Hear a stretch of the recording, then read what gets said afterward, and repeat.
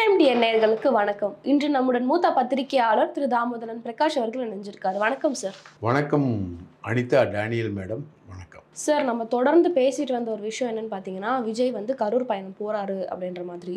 அதில் வந்து அவர் நிறைய ரூல்ஸ் அண்ட் ரெகுலேஷன்ஸ்லாம் போட்டாரு, நிறைய தடைகள் விதிச்சாரு, இதை பண்ணக்கூடாது அதை பண்ணக்கூடாது அப்படி இப்படின்னு சொல்லிட்டு இருந்தாரு. கடைசியில் அந்த பயணத்தையே வந்து அவர் ரத்து பண்ணியிருக்காரு. எதனால சார் அவர் ரத்து பண்ணியிருக்காரு? விஜய் வந்து ஒரு மர்ம புத்தகம் மாதிரி இருக்கார். அவர் வந்து எல்லாருக்கிட்டேயும் வீடியோ காலில் பேசுகிறாரு, ரொம்ப ரகசியமாக பேசுகிறார். 2 ஆடி கார் போய் நிற்கிது, அங்கேருந்து செல் எடுத்துகிட்டு போய் அருண்ராஜ் கொடுக்குறாரு. விஜய் வந்து பேசுகிறாரு. பேசுகிறது வந்து ரொம்ப ரொம்ப ரகசியமாக வச்சுருந்தாங்க. அவங்கள தவிர வேறு யாரும் குடும்பத்தில் இருக்கிறவங்க கூட விஜய் வந்து வீடியோ காலில் பேசுகிறத வந்து படம் எடுக்கக்கூடாதுன்ற அளவுக்கு அவங்க வச்சுருந்தாங்க. ஏன்டா இந்த தேவையில்லாமல் இந்த ரகசியம்? நீ பேசுகிறது வந்து ஏதோ புதுசாக பொண்ணு பார்க்குற பொண்ணுக்கிட்ட மாப்பிள்ளை பேசுகிற மாதிரியாக பேசுவாங்க. நீ பேசுகிறது வந்து ஒரு துக்க வீட்டில் இறந்து போனவங்க துக்கம் சொல்கிறாங்க, அதை வந்து விசாரிக்கிறாங்க. ஒரு பொம்பளைக்கிட்ட விஜய் கேட்டார், நீங்கள் ஏம்மா குழந்தைங்களெல்லாம் கூப்பிட்டு வந்தீங்க? குழந்தைங்கள நான் கூப்பிட்டு வரணும்னு சொல்லவே இல்லையே அப்படின்னு. இல்லைங்க, எல்லோரும் சொன்னாங்க, அதனால தாங்க குழந்தைங்கள்லாம் வந்தாங்க அப்படின்ற மாதிரி அவங்க சொன்னாங்க. இவ்வளோதான் பேச்சு. இது இன்னமும் ஒரு மிகப்பெரிய ஒரு ரகசியம் மாதிரி ஒரு விஷயம் அப்படின்னா, இந்த ப்ரைவசியை தேடுற விஷயம் இருக்கு இல்லையா, விஜய்க்கு பயங்கரமாக அதிகமாக இருக்குது. அவர் வந்து ஒரு சின்ன வயசில் அவங்க சிஸ்டர் ஒருத்தரை இழந்திருக்கார். அதுக்கப்புறம் வந்து அவர் வந்து ரொம்ப ரிசர்வ்டு டைப்பாக தான் இருந்திருக்கார். யார்கிட்டையும் பேச மாட்டார், பழக மாட்டார். அப்படிலாம் தான் அவரை இது பண்ணியிருக்காங்க. அவங்க அப்பா தான் அரசியலுக்கு வா வா வா வான்னு கூப்பிட்டு விஜய் மக்கள் இயக்கம், அந்த இயக்கம், மீனவர்கள் பிரச்சனை, உண்ணாவிரதம், அனிதா பிரச்சனைக்கு போகிறது, விஜய் ரசிகர் மன்றத்தை விஜய் மக்கள் இயக்கமாக மாற்றுறது, அதில் புசி ஆனந்தை வந்து கொண்டு வந்து அவர் எம்எல்ஏ, புசி தொகுதி எம்எல்ஏ, அவரை கொண்டு வந்து சேர்க்கறது, எல்லா வேலையும் பண்ணது வந்து எஸ்ஏ சந்திரசேகர் தான். அதுக்கப்புறம் அவர் ஒரு கட்சி ஆரம்பித்து, அவரே ஒரு கட்சியை ஆரம்பித்து கொண்டு போகிறாரு சில பேரை வச்சு. அந்த கட்சிக்கும் எனக்கும் சம்மந்தம் இல்லைன்னு விஜய் அறிவிச்சிடுறார். அதுக்கப்புறம் கொஞ்ச நாள் கழித்து விஜயே கட்சி ஆரம்பிக்கிறார். அவரே வந்து பெரிய அளவுக்கு கொண்டு வராங்க. இது எல்லாமே நடக்குது. இது ஒரு மர்மமாகவே இருக்குது. இப்போது கரூர் சம்பவம், நான் போனோன்னா க்ரீன் காரிடார் வேணும், ஸ்பீட் பிரேக்கர் எல்லாத்தையும் எடுத்துடணும், யாருமே வந்து என் பின்னாடி வரக்கூடாது, என் பின்னாடி வராத அளவுக்கு போலீஸ் பார்த்துக்கணும் அப்படின்னு ஐநா சபை செயலாளர் வந்து, இல்லை அமெரிக்க அதிபர் போகிற மாதிரி கண்டிஷன் போட்டது யார்? விஜய். ஏதோ ஒரு செக்யூரிட்டி புக்கில் இருந்து பெட்டிஷனை வந்து அருண்ராஜ் அவர் தான் வந்து எழுதி எல்லாம் கொடுத்தாரு. இந்த கண்டிஷனை பார்த்து போலீஸே மிரண்டு போச்சு. இவர் எப்படி போகிறாரு? ஒரு கல்யாண மண்டபம் ஃபிக்ஸ் பண்ணுறாங்க. அந்த கல்யாண மண்டபத்தில் 40 சேர் போடுவாங்களாம். விஜய் தனியாக தான் போய் பார்த்து பேசுவாராம். மேடையில் மட்டும் அந்த 40 பேர் படம் இருக்குமா, அதுக்கான அஞ்சலி இருக்குமா, அப்படி இப்படின்னு சொல்லிட்டு ஒரே பயங்கரமாக இருக்குது. நீ எல்லாத்துலேயும் பார்த்திங்கன்னா விஜயோடைய விஷயம் என்பது ஒரு மர்மமாகவே இருக்கும். வீட்டுக்குள்ளே அவர் ஜெகதீஷ் அப்படின்னு அவரோட உதவியாளர், அவங்க 2 பேரை தவிர வேறு யாருமே அலோடு கிடையாது. 2 பேருக்கு தான் டாப் சீக்ரெட் எல்லாமே. 1,00,000 ஸ்கொயர் ஃபீட் வீடு, வேறு யாரும் அலோடு இல்லை. ஒரு பையன் என்ன பண்ணுறான், அந்த வீட்டுக்கு மேலே ஏறி தங்கிட்டான். தங்கி இருந்து தனி டேங்கிலேயே உட்காந்துட்டு இருந்திருக்கான். விஜய் வந்து ஈவினிங்ஸில் வாக்கிங் போவாராம். அந்த மாதிரி மொட்டை மாடியில் வாக்கிங் போகும்போது விஜயை போய் கட்டி பிடிச்சிருக்கான். விஜய் அலறி போயிட்டு கீழே இன்ஃபார்ம் பண்ணி, அதுக்கப்புறம் எப்படா மேலே வந்தான் அப்படின்னா, அவன் வந்து 2 நாள் ஆச்சான். சோறு தண்ணி இல்லாமல் விஜயை பார்க்குறதுக்காக விஜய் வீட்டு மாடியிலேயே தங்கியிருக்கான். அப்புறம் விஜயை பார்த்த உடனே அவனும் விஜயை விட மர்மமானவன் போல இருக்குது, வந்து தங்கிட்டு விஜயை கட்டி பிடிச்சிட்டு மர்மமாகிடுச்சு. இந்த மாதிரி விஜயை பற்றி விஷயங்கள் வந்து ரொம்ப இது என்னன்னா, ஒரு தடவை கீர்த்தி சுரேஷ் வீட்டு பக்கத்தில் வந்து விஜயோட கார் நின்று இருக்கு. அந்த சைடில் போனவங்க வந்து விஜயோட கார் அங்கே நின்று இருக்குன்னு ஃபோட்டோ எடுத்திருக்காங்க. அவங்கள பிடிச்சி விஜயோட ஆட்கள்லாம் கீர்த்தி சுரேஷ் வீட்டு பக்கத்தில் விஜயோட கார் நின்றுச்சுன்னு ஃபோட்டோ வெளியிடக்கூடாது. கார் நிற்கிது, வேறு எதுவும் நடக்கலாங்க. கீர்த்தி சுரேஷ் உள்ளே இருக்காங்க, உள்ளே என்ன நடக்குதுன்றது தெரியாது. விஜயோட கார் வந்து கீர்த்தி சுரேஷ் வீட்டு வாசலில் நின்று இருக்கு. அந்த காரை வந்து நீங்கள் படம் எடுக்கக்கூடாதுன்னு கண்டிஷன் போட்டிருக்காங்க. அதே மாதிரி தான் த்ரிஷாவும் விஜயும் நல்ல ஃப்ரெண்ட்ஸ், பர்சனலாகவே 2 பேரும் நல்ல ஃப்ரெண்ட்ஸு. த்ரிஷா வந்து ஏற்கனவே வருண்னு ஒருத்தரை கல்யாணம் பண்ணிவிட்டு நிச்சயதார்த்தம் வரைக்கும் பண்ணிவிட்டு டைவர்ஸ் பண்ணிடுச்சு.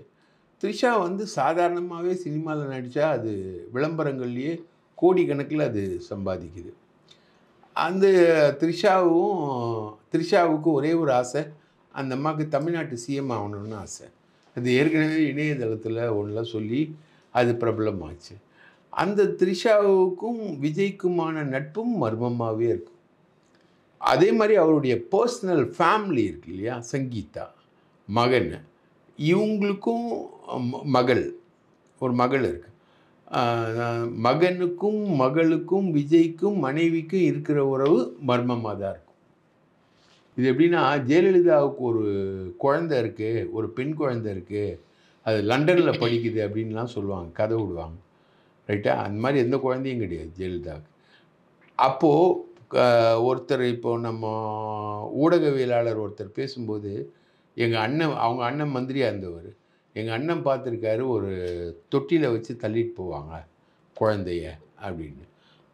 அந்த மாதிரி பார்த்தோன்னா அப்போ குழந்தை இருந்தால் இந்நேரம் வெளியில் வந்திருக்கும்ல, ரைட்டா? தீபா வந்து நான் தான் ஜெயலலிதா சொத்துக்கு வாரிசுன்னு சொல்லிட்டு ஜெயலலிதாவோட அண்ணன் மகளே வெளியில் வரும்பொழுது ஜெயலலிதாவுக்கு உண்மையிலே குழந்தை இருந்தால் வெளில வந்திருக்குல்ல, அது ஒரு பெரிய மர்மம், ரைட்டுங்களா? எம்ஜிஆருக்கு குழந்தையே கிடையாது, ரைட்டா? எம்ஜிஆருக்கு எனக்கு ஒரு மகன் பிறப்பான், அவன் என்னை போலவே இருப்பான்னு எம்ஜிஆர் பாடினார். எம்ஜிஆருக்கு குழந்தையே கிடையாது. அவரை சுற்றி பெரிய அளவுக்கு மர்மம்லாம் கிடையாது. ஜானகியோட குடும்பம், அப்புறம் சக்கரபாணி அவங்க அண்ணன் எம்ஜி சக்கரபாணி, அவரோட பிள்ளைங்க எம்ஜிசி சுகுமார், அது இதுன்னு அந்த குடும்பம், இதெல்லாம் தான் மர்மம்னு வச்சுக்கோங்களேன். கலைஞரை பொறுத்த வரைக்கும் கனிமொழி, அது ஒரு மர்மம்னு சொன்னாங்க. அதுக்கப்புறம் அவரே சொல்லிட்டார், கனிமொழி என் மகள் தான் சொல்லி அந்த மர்மத்துக்கு வந்து அவரே விடுதலை கொடுத்துட்டார். அப்படி தான், இவ்வளோதான் மர்மங்கள்னு வச்சுக்கோங்க. ஆனால் விஜயை சுற்றி மட்டும் இருக்கிற மர்மங்களுக்கு பஞ்சமே இல்லை. அவர் வந்து ஒரு பெரிய மர்ம கதை நாயகன்னு. ஏன் இவ்வளோ செக்யூரிட்டிலாம் வச்சு இவ்வளோ கண்டிஷன்லாம் போட்டு கரூருக்கு நான் போகிறேன், அவங்களுக்கெல்லாம் ஆறுதல் சொல்ல போகிறேன்னு ஏன் கேட்கணும்? ஏன் அதை ரத்து பண்ணணும்? யார் கூட இவர் பேசுகிறாரு, என்ன பேசுகிறாரு, என்ன கம்யூனிகேட் பண்ணுறாரு? பெரிய மர்மம். இன்றைக்கி கூட பார்த்திங்கன்னா, இந்த கரூர் மாவட்ட செயலாளர் மதியழகன் மற்றும் பவுன்ராஜ் 2 பேரும் அரெஸ்ட் ஆனவங்க. அவங்க விடுதலையாகி வந்துட்டாங்க, ஜாமீனில் விடுதலையாகி வந்துட்டாங்க. அவங்க 2 பேரும் குடும்பத்தோடு வந்து பார்த்துருக்காங்க. உடனே பனையூரில் வந்து பார்த்த உடனே அவங்களுக்கெல்லாம் ஆறுதல் சொல்லிவிட்டு, நீங்கள் கவலைப்படாதீங்க, நீங்கள் கட்சிக்காக தியாகம் பண்ணீங்க, நீங்கள் வந்து உங்களை நான் வந்து கடைசி வரைக்கும் காப்பாற்றுவேன், உங்கள் புருஷனை வந்து நான் கைவிட்டுற மாட்டேன் அப்படி இப்படின்னு சொல்லிட்டு அவங்க மனைவிக்கு ஆறுதல் சொல்லிகிட்ருக்கார். ஒரு சைடில் பார்த்தா ஹீரோ, ஒரு சைடில் பார்த்தா மர்மமான வில்லன். நெப்போலியன்றவர் கூட பேட்டியில் சொல்லியிருப்பார் பாருங்க, நான் போய் கதவு தட்டுறேன், என் ப்ரைவசியை கெடுக்கிறதுக்கு நீ யார் அப்படின்னு நெப்போலியனையே கேள்வி கேட்டு இவர் அனுப்புவார் கேரவேன்லேருந்து. இந்த மாதிரி அவருடைய பர்சனாலிட்டி பார்த்திங்கன்னா ஒரு பர்சனாலிட்டி டிசார்டரில் இருக்கிற மாதிரியே இருப்பார். ஒரு சைடில் கரூரில் வந்து மக்கள் வந்து முகத்தில் அடித்த மாதிரி உண்மைகளை எனக்கு புரிய வச்சாங்கன்னு வீடியோவில் பேசுவார். அதே மக்களை வந்து லைட்டை ஆஃப் பண்ணி ஆன் பண்ணி முகத்தை காமிச்சு சிரித்து கிண்டல் அடித்து அந்த மக்களுடைய சாவுக்கு இவர் லைட் ஆஃப் பண்ணி ஆன் பண்ணதும் ஒரு காரணம். லேட்டாக வந்தது மட்டும் கிடையாது, லைட் ஆஃப் பண்ணி ஆன் பண்ணதும் ஒரு காரணம். இப்படி ஒரு சைடில் இப்படியும் இருக்கார், ஒரு சைடில் இப்படியும் இருக்கார். இந்த இருமுகம் இருக்கு இல்லையா விஜய்க்கு, இது ஒரு பெரிய கேள்விக்குறியாக இருக்குமா. சார் ஒரு பக்கம் பார்த்தீங்கன்னா தொடர்ந்து விமர்சனங்கள், ஒரு பக்கம் பார்த்தீங்கன்னா தொடர்ந்து கட்சியில வந்து தொடங்குன நாள்லேருந்து இந்த நாள் வரைக்கும் எதனா ஒரு விஷயம் நடந்துட்டே இருக்கு. அது கெட்டதா தான் நடக்குது மோஸ்ட்டா. ஸோ அதனாலேயே வந்து தாவேகாவோட அந்த கட்சியில இருக்கக்கூடிய ஈடுபாடும் சரி, இன்ட்ரெஸ்ட்டும் சரி, விஜய்க்கு கொஞ்சம் கொஞ்சமா குறைஞ்சிட்டு வருதா சார்? கண்டிப்பாம்மா. அவர் வந்து அரசியல் வந்து இவ்வளவு மோசமா இருக்கும்னு நான் நினைக்கவே இல்ல. இந்த supreme court case, deliberations, CBI enquiry அப்படி இப்படின்னு சொல்லிட்டு புதுசா வந்தோன்னே விஜய் சொன்னது வந்து, இதெல்லாம் இப்படி இருக்கும்னு நான் நினைக்கவே இல்லையே. இவ்வளோ மோசமா இருக்குமோன்னு நான் நினைக்கவே இல்லையே அப்படின்னு. அதாவது கொரோனா பீரியட்ல நடிகர் ரஜினிகாந்த் வந்து அரசியலுக்கு வரதா இருந்தார். அப்போ அவர் அரசியலை விட்டு விலகுறார். அவர் எதை காரணம் காட்டுறாருன்னா, கொரோனா பீரியடை தான் அவர் காரணம் காட்டுறார். அதே மாதிரி விஜய்க்கு இது ஒரு சான்ஸ். இந்த 44 பேர் செத்தது ஒரு பெரிய சான்ஸ். நான் வந்து எல்லாரையும் வாழ வைக்க தான் நான் அரசியலுக்கு வந்தேன். இந்த மாதிரி பொணமா என் கண் முன்னாடியே விழுந்து செத்து போகிறாங்க ஜனங்க. இதுக்காக நான் அரசியலுக்கு வரல அப்படின்னு சொல்லிட்டு அவர் விலகி போயிருக்கலாம். அந்த மனநிலையில் தான் விஜய் இருந்தார். என்ன இது இப்படி இருக்குது அரசியல், இப்படி பொணமாக வந்து நம்ம கண்ணு முன்னாடியே மக்கள் சாவுறாங்க, இதுக்காக நான் அரசியலுக்கு வந்தேன் அப்படின்றது தான் ஒரு விஜயுடைய கேள்வியாக இருந்தது. விஜய் வந்து ஒரு நல்ல கிறிஸ்டியன். அவர் வந்து இந்த பொணம், இந்த மரணம், இந்த விஷயங்கள் இதெல்லாத்தையுமே அவருடைய மனசாட்சி பிரகாரம் விரும்பவே இல்லை. சமீபத்தில் நீங்கள் பார்த்தீங்கன்னா விஜயோட அப்பா வந்து அவங்க மாமாவோட கம்பெனி ஒரு பெரிய கம்பெனி, ஷிப்பிங் கம்பெனி, அதோட ஷேர் மீட்டிங்கில் அவர் கலந்துக்கிறார். கலந்துக்கும்போது அவர் சொன்ன வார்த்தை என்னென்னா, இது மட்டும் இல்லை, சின்ன வயசில் நம்ம என்ன சொல்லுவோம், ஒரு பிள்ளைய கெட்டவங்களோட சேராத நீ கெட்டு போயிடுவ அப்படின்னு சொல்லுவோம். ஆனால் விஜய் வந்து 50 வயசில் சேரக்கூடாதவங்க கூடலாம் சேர்றார். அதனால் விஜய் வந்து கெட்டு போகிறதுக்கு சான்சஸ் அதிகம். இன்றைக்கி நடந்த சம்பவம் மோசமான சம்பவம். இந்த சம்பவத்திலேயே விஜயை கொண்டு வந்து நிற்க வச்சு சுப்ரீம் கோர்ட் வரைக்கும் கொண்டு போயிட்டு சட்டமன்றத்தில் வந்து முதல்வர் வந்து விஜய் தாமதமாக வந்ததால் தான் மரணம் வந்ததுன்னு அவர் அறிவிக்கக்கூடிய நிலவரத்துக்கு விஜயை கொண்டு வந்து நிறுத்திட்டாங்க. ஆக்சுவலாக விஜய் இந்த மாதிரி ஆளே கிடையாது. இன்றைக்கி இந்த சம்பவத்தில் கொண்டு வந்திருக்காங்க. இதை விட பெரிய சம்பவத்தில் விஜயை கொண்டு போய் இவனுங்க நிறுத்த போகிறானுங்க அப்படின்னு அவர் வருத்தப்பட்டிருக்கார். இவனுடைய சகவாசம் வந்து சுத்தமாக தெரியல. அவர் சொல்கிறது வந்து புசி ஆனந்தை கொண்டு வந்ததே இவர் தான், ரைட்டுங்களா? இது வந்து ஒரு கிறிஸ்டியன் லாபி. இந்த லாபி தான் வந்து விஜயை வந்து இயக்குது. அதாவது மார்ட்டின் என்கிற திருட்டு லாட்ரி அதிபருடைய மருமகன் வந்து சார்லஸ்னு ஒருத்தர். மார்ட்டின் வந்து ரோமன் கேத்தலிக் கிறிஸ்டியன், ஆர்சி. அவரோட புள்ள தான் வந்து சார்லஸ். அவர் வந்து பாண்டிச்சேரியில் முதலமைச்சர் ஆகணும்னு சொல்லிட்டு அங்கே ஜான்னு ஒரு எம்எல்ஏ, அவரும் கிறிஸ்டியன். அவர் தான் வந்து மார்ட்டினுடைய பாண்டிச்சேரி ஏஜெண்ட். அவர்கிட்ட அவர் மூலமாக அவன் வரான். அப்போது அந்த நெகோசியேஷன்ஸ் வரும்பொழுது அங்கே ஒரு பத்திரிகையாளர் இருக்கார். அவங்க அப்பா வந்து முன்னாடி மேயராக இருந்தவர். அந்த பத்திரிகையாளரும் புசி ஆனந்தும் டீ கடையில் டீ சாப்பிட்ற அளவுக்கு ஃப்ரெண்ட்ஸ். இவங்க 2 பேர் ஃப்ரெண்ட்ஷிப்பில் சார்லஸ் மூலமாக ஆதவ் அர்ஜுன் ரெட்டி உள்ளவர். இப்போ ஆதவ் அர்ஜுன் ரெட்டி விசிகாவில் இருக்கார். அப்போது ஒரு பிளான் அங்கே உருவாகுது. சார்லஸ் வந்து பாண்டிச்சேரிக்கு சீஃப் மினிஸ்டர் ஆகணும். ஆதவ் அர்ஜுன் ரெட்டி வந்து தமிழ்நாட்டுக்கு டெப்டி சீஃப் மினிஸ்டர் ஆகணும். இதுக்கு என்ன பண்ணலாம் அப்படின்றது ஒரு பிளானு. புசி ஆனந்த், அந்த பத்திரிகைக்காரர், ஆதவ் அர்ஜுன் ரெட்டி, சார்லஸு, ஜானு எல்லாரும் உட்காந்து பேசுகிறாங்க. அப்போது இதுக்கு வந்து நம்ம விஜயை கொண்டு வந்துடலாம் அப்படின்னு புசி ஆனந்த் வந்து ஐடியா கொடுக்குறாரு. விஜயை வந்து அரசியலுக்கு கொண்டு வந்துட்டால் ஆதவ் அர்ஜுன் ரெட்டி வந்து இங்கே தமிழ்நாட்டுக்கு டெப்டி சிஎம் ஆகிடுவார். சார்லஸ் வந்து பாண்டிச்சேரிக்கு சிஎம் ஆகிடுவார். நம்ம அந்த கிறிஸ்டியன் லாபி மூலமாக இதை நம்ம கொண்டு வரலாம்.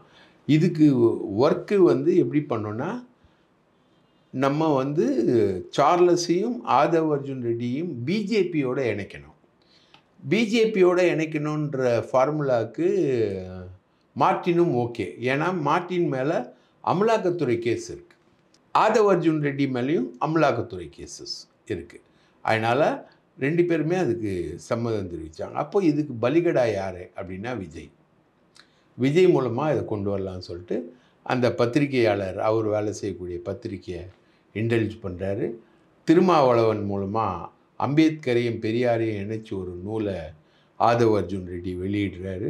அதுக்கு திருமா வந்து புறக்கணிக்கிறாரு. விஜய் வெளியிட திருமா வாங்குற மாதிரி விழாவை செட் பண்ணுறாங்க. அதை வந்து திருமா வந்து புறக்கணிக்கிறாரு. அதுக்கப்புறம் திருமா வந்து ஆதவ் அர்ஜுன் ரெட்டி ஓவராக போகிறேன்னு சொல்லிட்டு விசிகாலேருந்து நீக்கிறாரு. ஆதவ் அர்ஜுன் ரெட்டி வந்து விஜய்கிட்ட ஆட்டோமேட்டிக்காக வந்து தாவேக்காவில் சேர்றாரு. 2 பேரும் கம்பைன் ஆகுறாங்க. 2 பேரும் ஸ்ட்ராட்டஜியை வகுக்கிறாங்க. 2 பேரும் அரசியல் கட்சி அனௌன்ஸ் பண்ணாங்க. அரசியல் கட்சி மாநாடு செலவு எல்லாத்தையுமே வந்து ஆதவ் அர்ஜுன் ரெட்டி தான் பார்த்துக்கிறார். எல்லா செலவையும் எல்லாத்தையும் மார்ட்டின் தான் பார்த்துக்கிறார். இவங்களோட எய்ம் என்னன்னா, விஜய் எப்படியும் துணை முதலமைச்சராக ஆக மாட்டார். ரைட்டா? அதிமுக, பாஜக, தாவேகா இந்த 3 வந்து ஒரே நேர்கோட்டில் கொண்டு வந்துட்டா விஜய் வந்து முதலமைச்சர் ஆவார், துணை முதலமைச்சர் ஆக மாட்டார். அப்போ துணை முதலமைச்சராக யார் வருவா? தாவேகா சார்பில் ஆதவ் அர்ஜுன் ரெட்டி வருவார். அவர் வந்து ஒரு தொகுதியில் போட்டியிடுவார், அவர் வருவார் அப்படின்றது பிளான். இப்போது சார்லஸ் அங்கே முதலமைச்சர் ஆகிறாரு, இங்கே வந்து ஆதவ் அர்ஜுன் ரெட்டி முதலமைச்சர் ஆகிறார். இதுதான் பிளான். இந்த பிளானுக்கான எக்ஸிக்யூஷன் தான் இன்றைக்கி வரைக்கும் நடக்குது.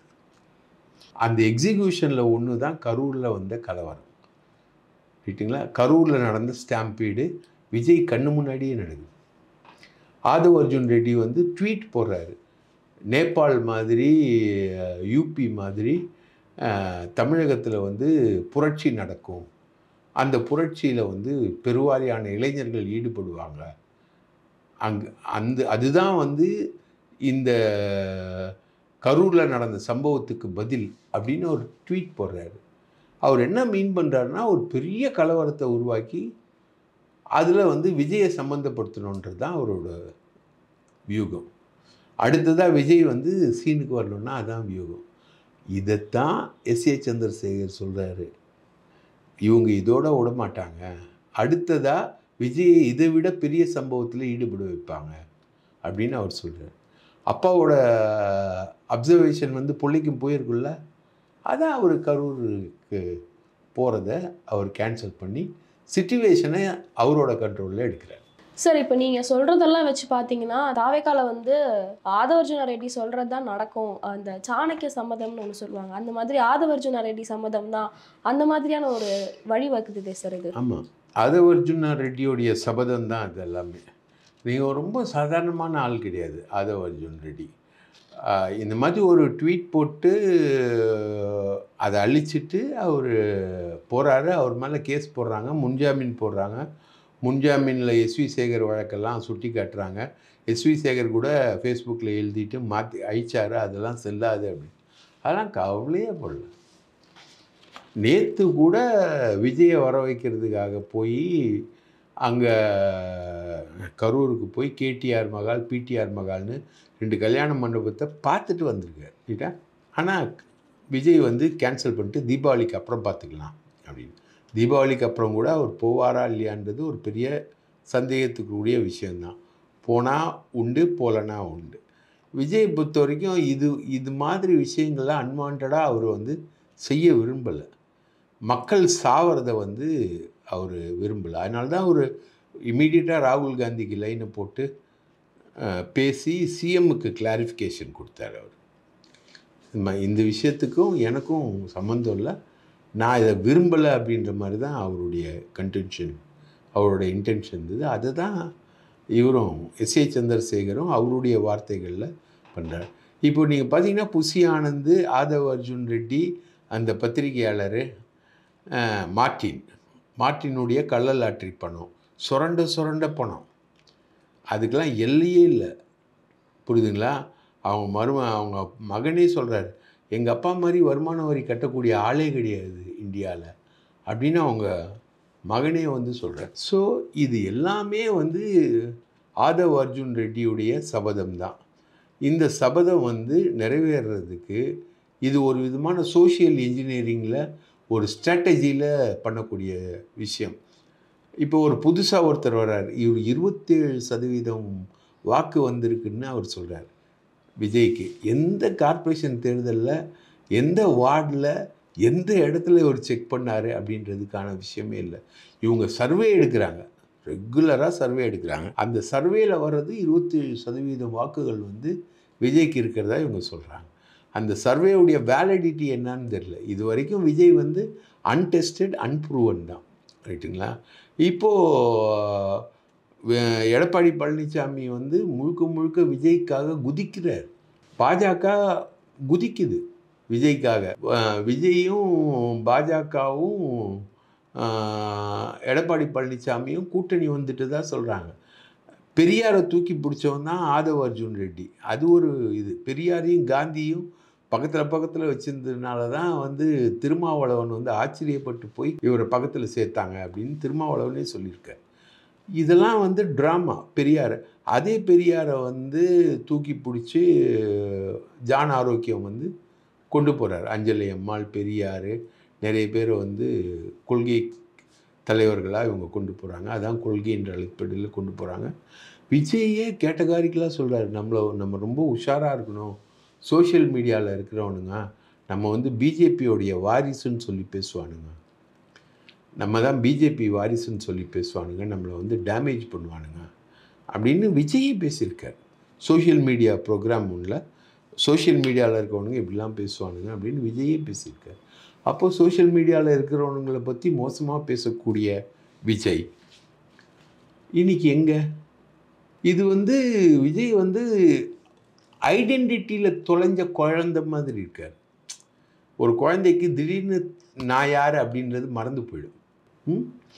அதில் தொலைஞ்ச குழந்தை மாதிரி இருக்க. ஒரு பெரிய கட்சியுடைய அரசியல் தலைவர் பிஸியாக இருக்கணும். அவருக்கு வந்து எல்லாமே இப்போது சுப்ரீம் கோர்ட்டுக்கு வந்து காசு கட்டினது ஃபுல்லாக அருண்ராஜ் தான் கட்டியிருக்காரு. ஆதவ் அர்ஜுனா காசு கொடுத்துருக்காரு, ஆனால் அருண்ராஜ் தான் பே பண்ணியிருக்காரு. அதில் வந்து 2 பேர் வந்து வழக்கே போடலை.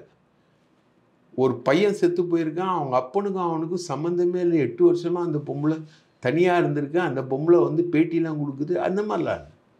ஸோ அதுக்கும் சம்மந்தமே இல்லாத நிறைய விஷயங்கள், மர்மமான விஷயங்கள் நிறைய நடக்குது. இப்போ நாளைக்கு இப்போது கரூரில் வந்து இந்த மாதிரி ஒரு ஸ்டாம்பீடு நடக்கும்ன்றது யாருக்குமே தெரியல. ஏற்கனவே மதுரையில் ஒருத்தன் செத்து போனால் கண்டுக்கல. ஒருத்தன் மேலே ஏறி வந்து விழுந்தா அவனை தூக்கி போடுறாங்க, விஜய் கண்டுக்கவே இல்லை. எத்தனையோ பேர் எலக்ட்ரிக் ஷாக்கில் சாவுறாங்க, அங்கே சாவுறாங்க, இங்கே சாவுறாங்க விஜய் தொண்டர்கள். விஜய் கண்டுக்கவே இல்லை. இந்த தகவல்கள்லாம் விஜய்க்கு போமான்றதே தெரியல. இதை பற்றிலாம் கவலைப்படுற ஆளாகவும் விஜய் தெரியல. ஒரு பக்கத்தில் பார்த்தா மிக சிறந்த மனிதாபிமானி, ரைட்டா? இன்னொரு பக்கத்தில் பார்த்தா கர்ணக்கொடூரமான வில்லன், ஹிட்லரை விட மோசமான ஒரு வில்லன். இந்த 2 முகமும் இருக்குது. இவங்கெல்லாம் இந்த டீமெல்லாம் ஒன்று சேரும்போது விஜய் வேறு மாதிரி இருக்காப்புல. அவங்க ஃபேமிலி டீம் ஒன்று சேர்ந்து விஜய்கிட்ட பேசும்போது, விஜய் பர்சனலாக பேசும்போது விஜய் வேறு மாதிரி இருக்காப்புல. இந்த 2 முகங்கள் விஜய்கிட்ட இருக்கிறது ரொம்ப ஆபத்தான விஷயமாக தான் போயிட்டுருக்குமா. சார், தொடர்ந்து மர்மங்களும் விமர்சனங்களும் போயிட்டே இருக்கு. இதுக்கிடையே பார்த்தீங்கன்னா பிஜேபி அதிமுக கூட்டணி இருக்கு ஆல்ரெடி. இதில் வந்து தாவேகா வந்து சேரும் அப்படின்ட்டு ஒரு பெரிய பெரிய விமர்சனமே இருக்கு. ஸோ இப்போ வந்து இந்த மூணு கட்சிகளும் கூட்டணி சேரத்துக்கான வாய்ப்புகள் இருக்கா சார்? அதான் ஸ்டாலின் வந்து அசெம்பிளியில் சொன்னார், நீங்கள் எல்லோரும் ஒன்றா வாங்க, நான் சந்திக்க தயார் அப்படின்றது தான் அவருடைய ஸ்டாண்டு. இப்போ நீங்கள் இந்தியன் கிரிக்கெட் டீமில் பார்த்தீங்கன்னா விராட் கோலி இருப்பார், ரோஹித் சர்மா இருப்பாங்க, அப்புறம் பசங்கள்லாம் இருப்பாங்க, சூரியகுமார் யாதவ் இருப்பார், ராகுல் இருப்பார், எல்லோரும். லாஸ்ட்டாக ஒரு சிங்கு பையன், அவன் நல்லா அடிப்பான், அவன் இருப்பான். திலக் வர்மான்னு ஒரு பையன் இருப்பான், எல்லோரும் இருப்பான். அந்த 10 பிளேயரும் சேர்ந்து அடித்தாங்கன்னா எவ்வளோ ரன் வரும்? 1000 ரன் வரும். ஆனால் வர ரன்னு 260, 230, சில டைம் 200 தாண்டாது. அப்போது இந்த 10 பிளேயரோட திறமை என்னாச்சு, ரைட்டா?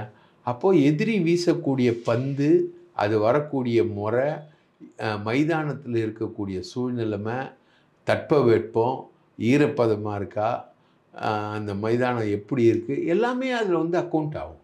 ஸோ இது வந்து நீங்கள் நினைக்கிற மாதிரி அரசியலில் வந்து தாவேகா, அதிமுக, பிஜேபி 3 சேர்ந்துட்டா வந்துருமா? பிஜேபி பழைய பிஜேபியாக இருக்கா? அண்ணாமலை அதில் கழட்டிக்கிட்டு போயிட்டார். பாதியில் முக்கால்வாசி ஓட்டு அதில் காலி. அதிமுக வந்து அப்படியே இருக்கா? அதிமுகவில் நிறைய முஸ்லீம்கள் வாக்குகள்லாம் முதல்ல இருந்தது. போன தேர்தலில் 20% வாக்குகள் வாங்கினதில் இஸ்லாமியர்கள் வாக்குகள் இருந்தது. இந்த முறை இஸ்லாமியர்கள் வாக்குகள் வராது. அது கழட்டிக்கிச்சா? அதே மாதிரி பிஜேபி அலையன்ஸில் இருந்த டிடிவி தினகரனும் ஓபிஎஸும் சசிகலாவும் கழட்டிக்கிட்டாங்களா? முடிஞ்சு போச்சா?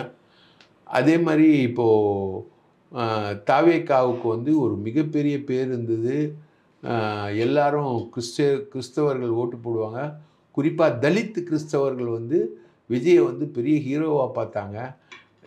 தமிழகத்தில் வந்து கிறிஸ்தவர்கள் வாக்கு வந்து உழக்கூடிய ஒரு கிறிஸ்தவர் வந்து முதலமைச்சர் ஆகிடுவார் அப்படின்ற மாதிரி மைனாரிட்டிகள் வாக்குகள் எல்லாத்தையும் விஜய் வாங்கிடுவார்ன்ற ஒரு சூழ்நிலை இருந்தது. இது வந்து இந்த கரூர் சம்பவத்துக்கு அப்புறம் பொதுவான மக்களுடைய மனசாட்சியை வந்து விஜய் வந்து ஒரு பொறுப்பற்ற ஆள், ரெஸ்பான்சிபிளான ஆள் கிடையாது. விஜய்க்கு ஒரு தலைவருக்குரிய தகுதியே விஜய்க்கு கிடையாது. எந்த விதமான மனிதாபிமானமும் இல்லை. அந்த மக்களை பார்க்கல, அந்த மக்களை இன்னைக்கு வரைக்கும் ஆறுதல் சொல்லலை. எல்லாமே இப்போ வந்து விஜயோட இமேஜை வந்து பயங்கரமாக குறைச்சிருக்கு. இதுக்கு மேலே அவர் வந்து எல்லா மாவட்டத்துக்கும் போய் 2 மாவட்டத்தில் ஒரு இடத்துல எல்லாரையும் சேர்த்து அதுக்கப்புறம் பேசி தேர்தல் பிரச்சாரம் பண்ணி எல்லாம் பண்ணோன்றது ஒரு கண்டிஷன் என்பது இருக்குது. இந்த சூழ்நிலையில் இப்போ சிபிஐ என்கொயரி இன்றைக்கி வரைக்கும் டேக் ஆஃப் ஆகவே இல்லை. ரைட்டா? அது ஆதவ் அர்ஜுன் ரெட்டி சொன்ன மாதிரி கிணத்துல போட்ட கல் மாதிரி தான் இருக்குது. இது வரைக்கும் தமிழக அரசுக்கிட்டேருந்து அவங்க டாக்குமெண்ட்டே கேட்கல, ஐஓ யாருன்றதை முடிவு பண்ணல, சிபிஐ என்கொயரி சுத்தமாக டேக் ஆஃப் ஆகலை. அப்படி எல்லாமே மோசமாக தான் போயிட்டுருக்கு. இன்னும் எலெக்ஷன் நெருங்க இன்னும் கேவலமாக தான் போகும் CBI enquiry. Suppose CBI enquiry சீரியஸாக போய் அதுலேருந்து லீட் எடுத்து சிபிஐ வந்து விஜயை நோக்கி விஜயை கைது பண்ணுற அளவுக்கு போகுமா? போகாது.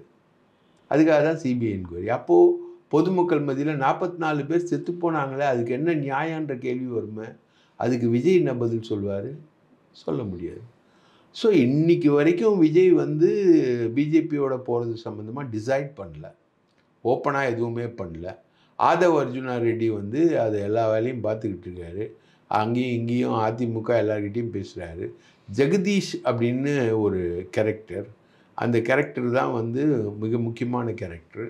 அந்த கேரக்டர் வந்து எடப்பாடி பழனிசாமி கொங்கு மண்டல முன்னாள் அமைச்சர்கள் எல்லார்கிட்டையும் ரொம்ப நெருக்கமாக பழகக்கூடிய கேரக்டர். அவர் ஒரு சினிமா ஃபைனான்சியரு. அவர் கூப்பிட்டா எல்லாரும் வருவாங்க. அவர் தான் விஜய்க்கு ஆளினாள். அவரும் கூட இருந்திருக்காரு. அந்த வேனில் என்ன நடந்தது அப்படின்ற சிசிடிவி எடுத்தால் விஜயுடைய பல ரகசியங்கள் வெளியில் வரும். ரைட்டா? தண்ணி அடிக்கிறதுலேருந்து எல்லாமே வரும். ஏன்னா தண்ணியோடு தானே போகிறார். ஒரு ஃப்ளைட்லேருந்து இறங்கி போகும்போது கையில் பாட்டில் இருக்கு அவருக்கு, அதோடு தானே இறங்கி போகிறாரு. அந்த மாதிரிலாம் பல ரகசியங்கள் வெளியில் வரும். இந்த மாதிரி ரகசியங்கள்லாம் வந்து சிபிஐ வெளியிடுமா, இல்லை பாதுகாக்குமா? இந்த ரகசியங்களுக்காக பாஜக காலில் விஜய் விழுவாரா? இதெல்லாம் கேள்விகள். இதுக்கெல்லாம் விடை தெரிவதற்கு பல மாதங்கள் இருக்குது. ஆனால் இப்போது வரைக்கும் அதிமுக பாஜக கூட்டணி என்பது இருக்கிற மாதிரி தான் எல்லா சிக்னல்ஸும் வந்துக்கிட்டு இருக்கு. ஆனால் விஜய்க்குன்னு ஒரு சிக்னல் இருக்குது. அவர் வந்து நான் அதை ஏற்றுக்க மாட்டேன் அப்படின்ற மாதிரி ஒரு சிக்னலும் அவர்கிட்ட இருக்குது. ஜான் ஆரோக்கியசாமி போன்ற ஆட்கள் வந்து விஜய்க்கு நெருக்கமானவங்க வந்து பிஜேபியோட போகிறதுக்கு அவங்க தயாராக இல்லை அப்படின்ற மாதிரி தான் வியூகங்கள்லாம் பேசுகிறாங்க. ஜான் ஆரோக்கியசாமி சொல்லக்கூடிய வியூகங்கள் பலிக்குமா, இல்லை 10,000 கோடி ரூபாவை கையில் வச்சு விஜய்க்காக செலவு பண்ணிக்கிட்டு இருக்க ஆதவ் அர்ஜுன் ரெட்டி சொல்லக்கூடிய வியூகங்கள் பலிக்குமா அப்படின்றது தெரியல. விஜயை பொறுத்த வரைக்கும் இன்றைக்கி வரைக்கும் ஒரு மர்ம புத்தகமாக தான் இருக்கிறார். அவர் 2 கோணங்களில் செயல்படுறாரு. அந்த 2 கோணங்களும் ரொம்ப மோசமான கோணங்களாகவே இருக்கின்றன. அவர் ஒரு அரசியல் தலைவராக மிளர்வாரா, இல்லை எனக்கு என்ன இந்த மாதிரி பாவங்களுக்குள்ள என்னை கொண்டு போய் நுழைக்கிறாங்க அப்படின்ற மாதிரி ஒரு பாவ புண்ணியத்தை தேடக்கூடிய கிறிஸ்தவனா ஒரு தேடுவாரா, எப்படி அவர் நிற்க போகிறாரு, பொதுமக்கள் மத்தியில் அவர் எப்படி எக்ஸ்போஸ் ஆக போகிறாரு அப்படின்றதெல்லாம் இனிமேல் பட்டு நடக்கக்கூடிய செயல்கள் தான் தீர்மானிக்கும். பல்வேறு தகவல்களை பகிர்ந்துக்கிட்டீங்க. பொறுத்திருந்து பார்ப்போம் சார். மிக்க நன்றி. வாய்ப்பளித்ததற்கு மிக்க நன்றி.